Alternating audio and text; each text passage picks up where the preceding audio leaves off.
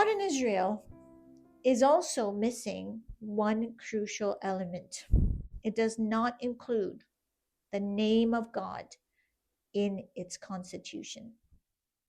The Old Testament makes it clear that the covenant was made between God Himself and the people of Israel. Yet modern Israel, in its formation in 1948, had tremendous conflict, even mentioning the name of God in its Declaration of Independence. A famous debate arose between the religious and secular Zionists, and the religious Zionists insisted on including a direct reference to God, while secular Zionists opposed it thoroughly. Many, including the first prime minister and first president of Israel, were atheists, and their problem was this: how could they sign a declaration professing trust in a God whom they did not believe even existed? And the atheists amongst Israel's founders felt that using the name of God would impose a religious belief on its citizens, but their goal was to maintain the separation of religion and state.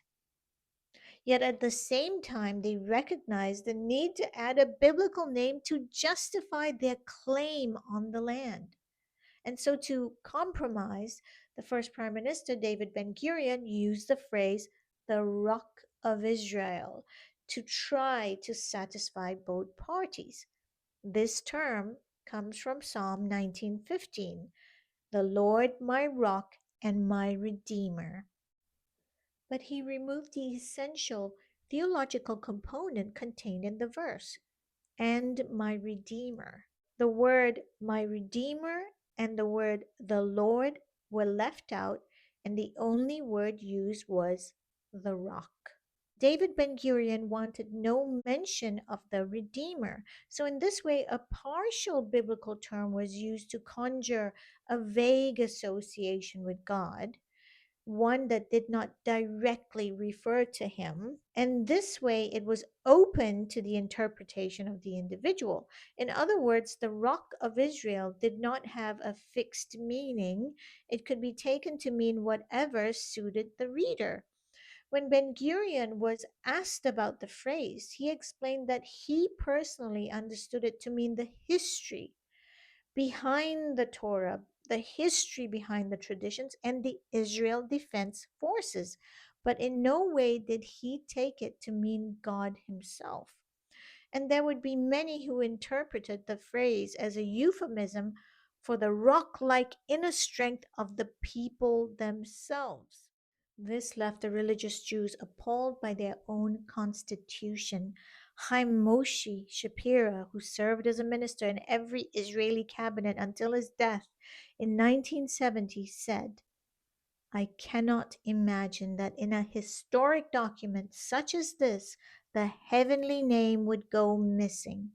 You needn't be religious, but it's unthinkable not to mention the heavenly name when we stand to establish the Hebrew state. He goes on to say, it is difficult for us to reconcile ourselves to the omission of the God of Israel. Modern Israel's first leaders were mainly atheists who ascribed to socialism. Yes, they were socialists.